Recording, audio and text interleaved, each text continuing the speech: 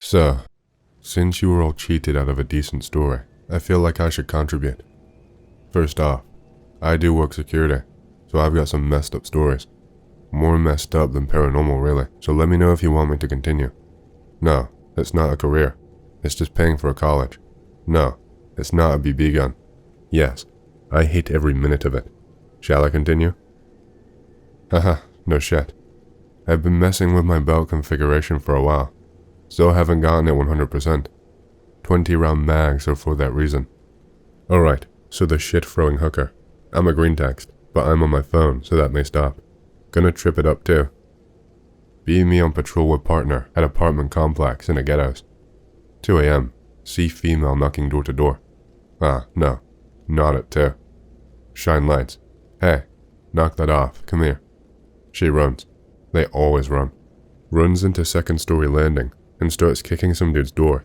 Hear audible crack. Fuck no. Draw weapons. Order her to stop. Guy is now looking out his window, yelling that someone is breaking in. She balls up, fetal position, starts shoving something in her mouth. Partner and I reholster and book it upstairs. Grab her arm, start putting the cuffs on. She stands up, does deadweight backflip thing, kicks me in the crotch, kicks partner in head. She cocks back to kick again. OC right in the face. Good shot. Meth head mode activate. It has no effect. She begins growling, eyes wide open. Wrestling match ensues. Cuffs are on. We've won. It's only begun. On the phone with dispatch. Tell them to roll medical.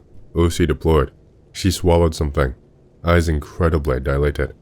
Dispatch. Drugs or alcohol. Narcotics. Not sure what.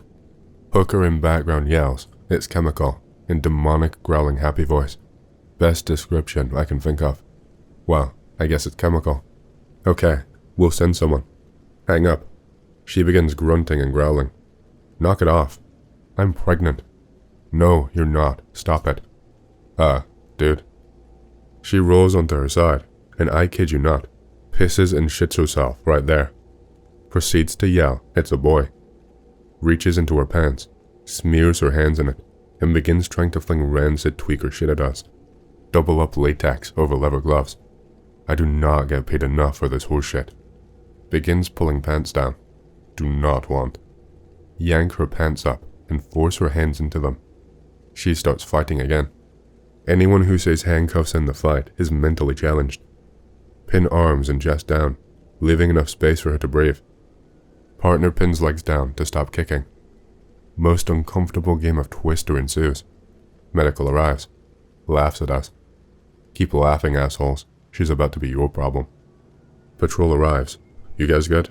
Yeah. Don't let her loose. We got her. You sure? Because I don't think you do. Yeah, we got her. 'Kay. Partner and I stand up. Hooker flips her shit. Hooker flings her shit. Taser is deployed. Told you fuckers. Medics strap her to gurney. She's still yelling about the baby and how it's the son of Satan or something. Mental paper signed. She is transported. Meth. Not even once. Seriously, that was the worst IR I've ever had to write. Also the funniest.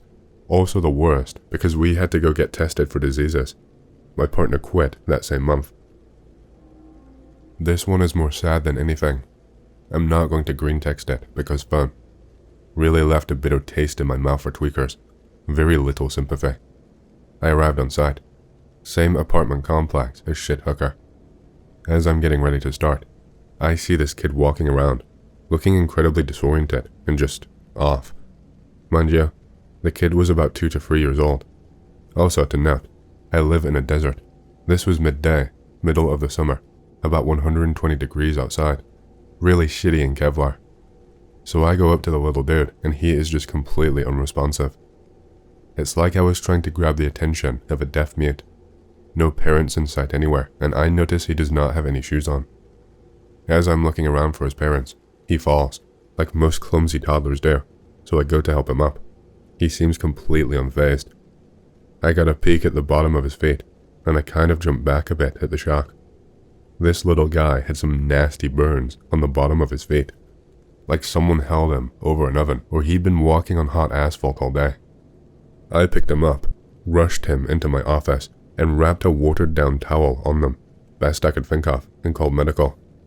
Damn near half of the area command's police force came out for this. Well, as they are checking him and tending to his burns, I overhear one of the medics mention that he was exhibiting signs of crack cocaine use. As I'm filing out some reports, this nasty, fat, meth-mouthed bitch comes running up, yelling about her baby. I kind of wanted to shoot her on the spot, and I'm sure most of the police there did as well. They had her ID the child, and as soon as she said yes, the cuffs went on her. They raided her unit and found damn near a pound of crack cocaine, which she had fed this little dude some of to keep him from crying, while her and her boyfriend got high. I had to testify at their trial, and they got some pretty nice sentences, but still not enough IMO. I feel bad for the little dude. This was in 2012. Still wonder how he's doing from time to time, but I mean, I'm not all broken up about it. Alright, so this is one of the more conspiracy deals I have. Dunno, I'll let you guys decide. May just be coincidence, may not. I was working a different complex, one in an even shittier area. There were 2 units across from each other. One had a Muslim family inside, the other a middle-aged dude who I'd never seen wear anything other than business casual, very unusual for the area. Now, I don't know the details here, but I arrived on site on day and half the damn police force were already there. They tell me some dude hung himself from the balcony of his unit. Sure enough, it was business casual guy. Now, here is where stuff gets weird. They could not find any personal identifying documents in his unit. Gets weirder. The ID we had on file for his rental was a fake. Gets even weirder.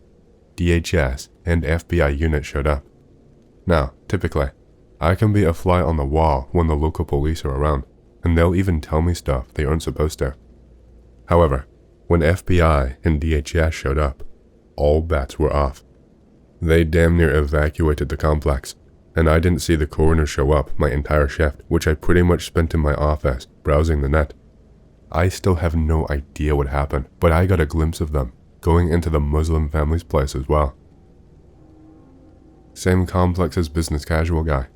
Found a dead body 2 months later. Basically, I get a call from this lady. She seemed really concerned about her sister. Hadn't heard from her in a month. Was able to provide accurate name and DOB and asked if I could check on her. So I said sure, not a problem. Go to knock on her door and immediately knew this was gonna suck. She was older, maybe in her 60s, and again, it was summer, so it was hot as shit. Wow, that combined with a dead body make for a god-awful smell that is unmistakable.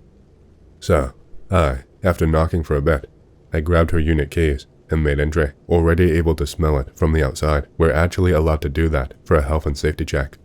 Went in and got bitch slapped by the most awful smell in my life. After puking, not even going to lie, I grabbed a cloth, put my face into it, and went through the unit.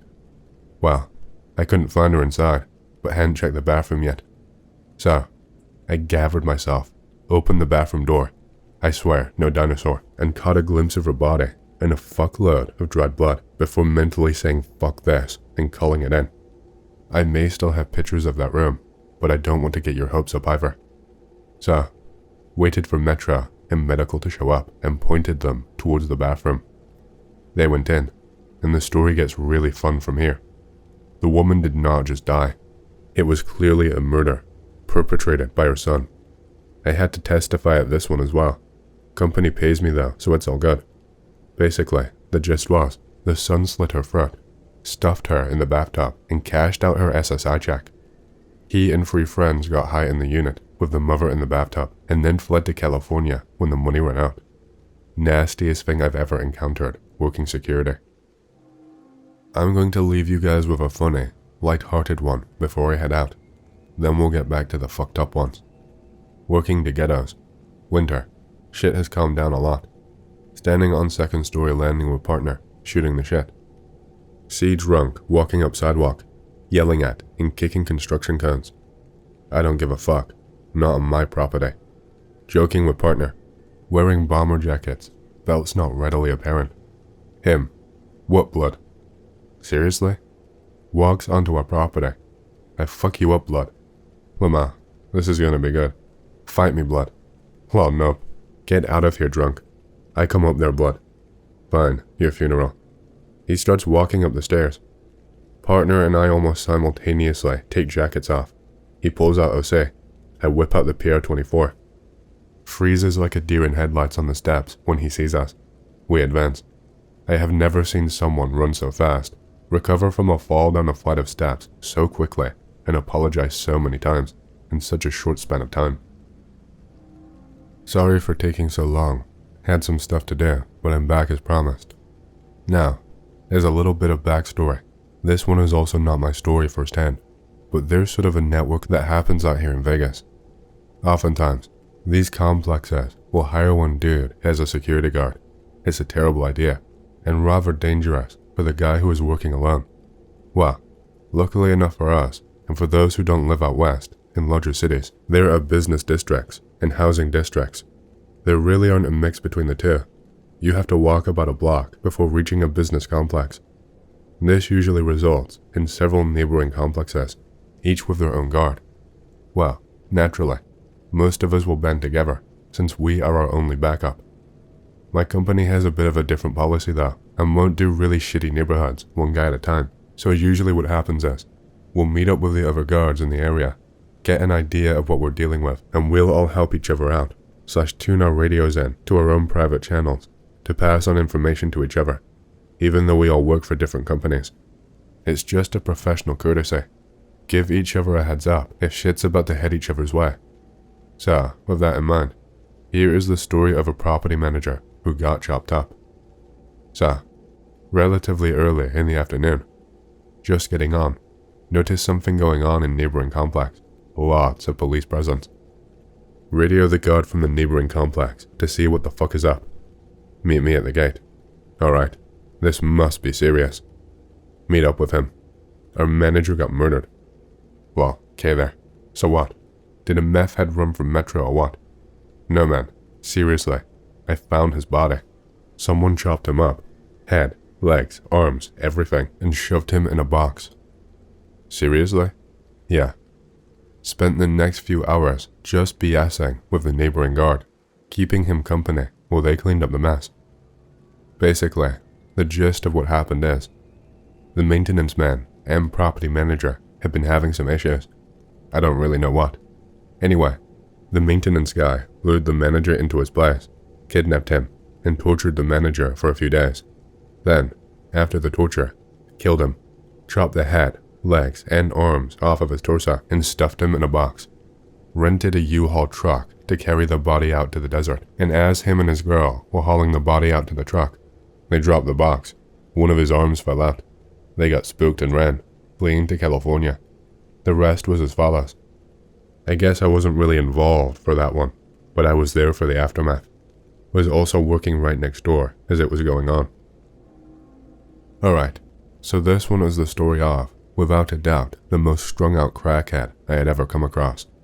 The story really isn't that interesting, to be honest. I mean, at least not in comparison to some of the stuff I've dealt with previously, but she by far stands out in my mind as the most absolutely wrecked crackhead I've ever come across.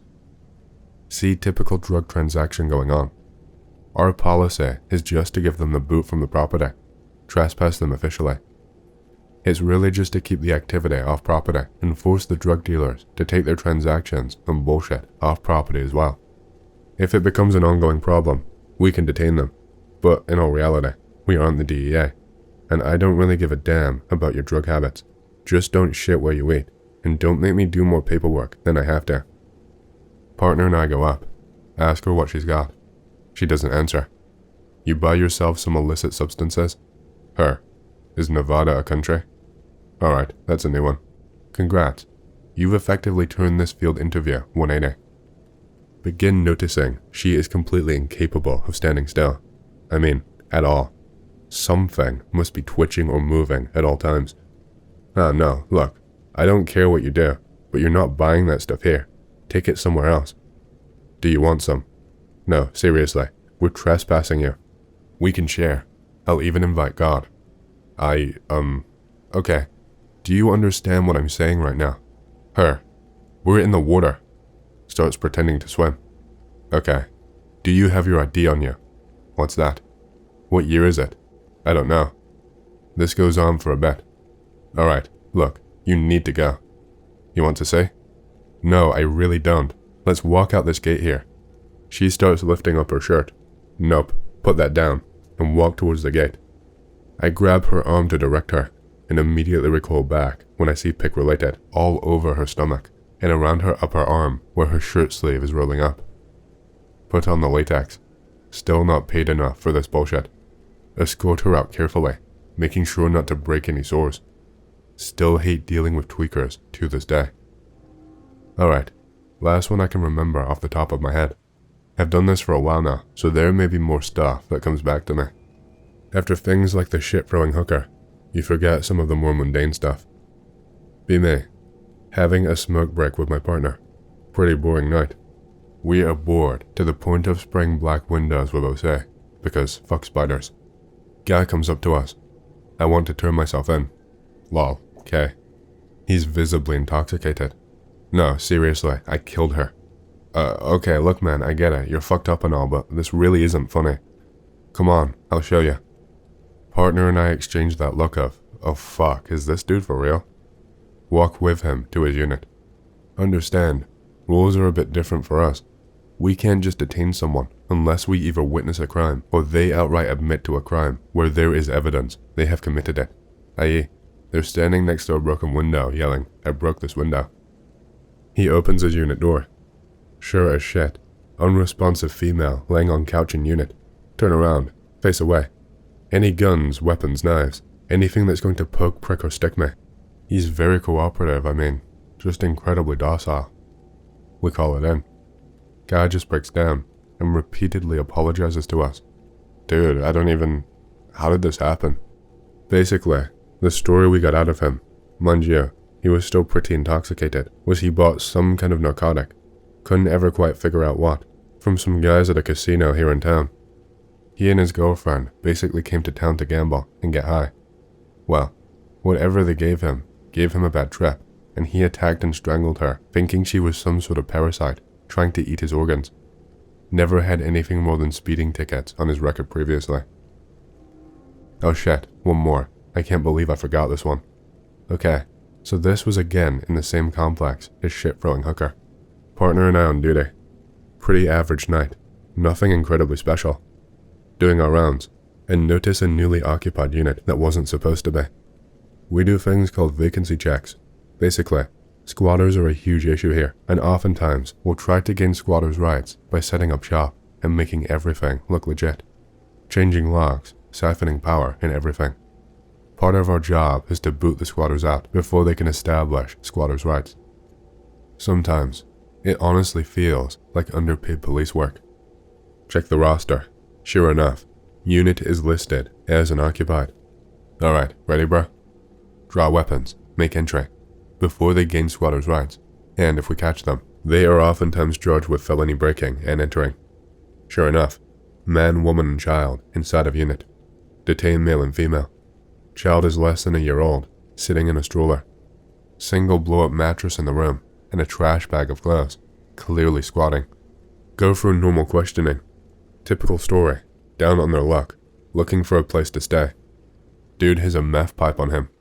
Alright, we'll press charges on dude. Let's see how this plays out with mom. We can't search mom though, so we call dispatch. Let them know we've already found narcotic paraphernalia on dude. May want to send female officer. We question mom. Mom spills beans. Meth hidden inside of child's diaper. You've got to be shitting me. Let Metro know what she's told us. CPS, Child Protective Services, come out. Sure enough, they find meth in the daughter's diaper. Both taken in. The guy actually became a huge problem after this. They actually pinned the mother with the possession charges. They were only able to hit the dude with paraphernalia. I lied, once again, last one. Pretty straightforward. I guess after doing this for so long, you get used to stuff that isn't a special breed of fucked up. This actually happened 2 months ago, and the guy it happened to ended up being wanted for murder, but in a separate incident than this one. Partner and I are walking along. it was an extremely quiet night. As previous Anam pointed out, summers here get stupid, but winters are usually pretty chill. We are walking around and notice this lady running from one side of the complex to the other. I hear her yell, "They just shot that dude." Partner hears something different, but we investigate nonetheless. As we walk up, we notice a decent crowd gathering. Okay, we've been in the area for a while, and there weren't any gunshots. Like, not even anything slightly resembling them. What's going on? Sure enough, dude is laying on the sidewalk. His hands look like a hamburger. 2 more GSWs to the torso. Well, fuck. We call it in. Medical shows up, etc. Transport the dude. There are about 40 conflicting stories flying around. Everything ranging from, he got shot right where he was standing, to a store across the street. Someone is lying. Investigators on scene. Investigators are bros. We know quite a few of the police in the area, so they're cool with us tagging along. We just stay out of their way when they're doing the important stuff. Follow a blood trail over 300 meters to a unit towards the back. Knock on the door. Female answers. Of course she doesn't know anything. Of course nothing happened. Of course she was asleep the whole time. Cursory search of the unit reveals dude's finger on the couch and copious amounts of blood on the ground, couch, floor, walls, pretty much everywhere. Make joke about fingerprinting the guy. Given scowl by Metro Sergeant. Investor bros trying not to laugh. Still don't know the whole story, since it's an ongoing investigation, but I think we found the unit it happened in. Got another one for you guys. Kinda short, still messed up though. On patrol. See guy holding face. Slowly walking towards me from off property. You okay, man? Still lumbering towards me, face covered with hands. Get closer. See blood. Hey, you alright? You need... Uncovers face. Oh shit. Eye literally split in half, partially hanging out of socket. Cheek split down to bone. Other eye swelling shut. Tell him to sit/lie down. Call medical. Guy says he got jumped, robbed, and beaten with a steel pipe/bar. Said the guys took off in a red Suburban. Walked for almost half a mile before finding someone who would call medical for him. Saw the guy again about a year later. Lost vision in his eye, but recovered in all other areas. So, I've got a comical one for you guys. Happened last night. Figure we could use a laugh. On patrol with partner. 8:30 p.m. All is basically normal. See dude walking into gate. Don't recognize him. K. Not a close community. Whatever. Probably visiting. We're walking by just to post up near the front for a bit. Dude sees us, and in the most cartoonish fashion, runs and ducks behind a bush near the wall. Pick related. The hell is this guy doing? Shine lights on bush. What are you doing back there? I dropped my lighter. From 20 feet away? No, quit screwing around. I saw someone chasing me. Stop lying. Okay, how about this? You have ID on you. Starts pulling it out. Okay, who are you visiting? Hands my partner an inmate ID. ID card for use inside prisons. Of course. Did I really expect something else? He makes up a name and unit number that doesn't even exist on this property. You sure you're in the right place? That person/unit does not exist here. Starts breathing really erratically and going crazy. Hey, what's your deal, man? Starts yelling. You set me up. I didn't do it. Start to explain he's not in trouble. I just tell him to quit creeping around. Books it out into the street. Still have his ID. Hey, you're... No, fuck you. Well then. Guess he didn't want to visit after all. If you're out there, man, we've still got your inmate ID. You're welcome to pick it up.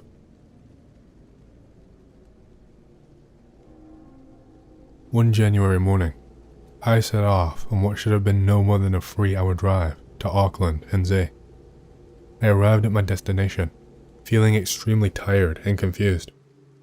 When I went to the hotel front desk to check in, I was told that I had no room reservation. Then, after the desk clerk checked the records, I was stunned to learn that I had lost 5 days and had no idea where I had been. Luckily, there was a vacancy, so I checked in and went right to the room. After a quick shower and a bite to eat, I decided to grab a nap. I lay there, wondering what had happened to me and that I might as well drive back home because I missed all of the appointments I had scheduled. Eventually, I drifted off to sleep, but would wake up every hour or so, feeling nervous and helpless. The next day I drove back home. After a few days though, I continued to experience extreme anxiety. I called my GP and was able to see him the next day. I didn't tell the doctor about my experience, but did explain my nervousness and lack of sleep. Sensing this was more than a physical ailment, he suggested I see an anxiety therapist. After several sessions with a therapist who I confided in about the lost time, I was recommended to a psychologist who had dealt with this phenomenon before. A week later, I went to see the psychologist. As soon as I saw him, I had an instinctive feeling that this was going to be an unusual session. He was fairly young, with short blonde hair. His mannerisms were unlike those of any person I have ever met though. I couldn't put a finger on why I felt this way. I sat down in a large leather chair directly facing the doctor. He stared at me for almost a minute, then smiled and asked me to tell him what I remembered. All of a sudden, a large flash seemed to hit me in the face, and I was able to remember being escorted on board a huge craft by a tall and thin female dressed in a dark grey leotard. Her body features were human-like, similar figure with hips and breasts, but a slightly larger head. Her nose, mouth, ears, and hair looked human-like, but her eyes were large and round with onyx black pupils.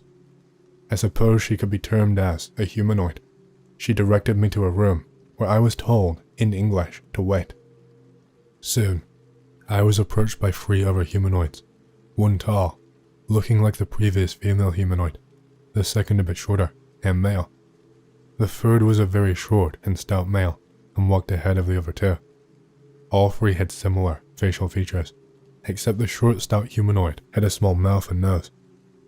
I was struck with an almost overpowering feeling of his presence, as if he possessed an energy that was being projected, then reabsorbed by his body. The short humanoid said, "Welcome," and told me that he was designated guardian of the section. The humanoids seemed to communicate with each other by using telepathy and various hand motions. I was shown another world and arrived at a huge metropolis, which was very neat and orderly. I noticed when the craft landed that the city lacked any tall buildings, and most of the buildings were pyramid-shaped dwellings, made of what appeared to be a transparent but tinted material. I was taken to a residential area with children who were playing just like human children. The buildings here were cylinder-shaped and opaque. The color inside the buildings was mostly a bright white with a touch of silver, gray, and red inside. A soft light seemed to radiate from everything, and all of the residents seemed so peaceful. After what seemed like a few minutes, I remember sitting in my car parked in the front of the hotel in Auckland. Then I hear the words, "Is that everything?" I opened my eyes and looked directly at the doctor, but this time he had transformed into the small, stout humanoid wearing a business suit. He simply said, "Hello, did you enjoy your journey?" And I attempted to reply, but I could not speak. Then he told me to wait here and walked through a side door in the office. Several minutes later, the secretary walked in, shocked when he saw me, and inquired to who I was and why I was in the doctor's office. I told her that the doctor had just left. She gave me the oddest look, then told me the doctor was out all day on an emergency. She then asked if I would care to reschedule an appointment. Still taken aback, I replied that I would call back later. I never figured out how I got into the psychologist's office and why the small, stout humanoid confronted me there. Since that time, I have never had another experience.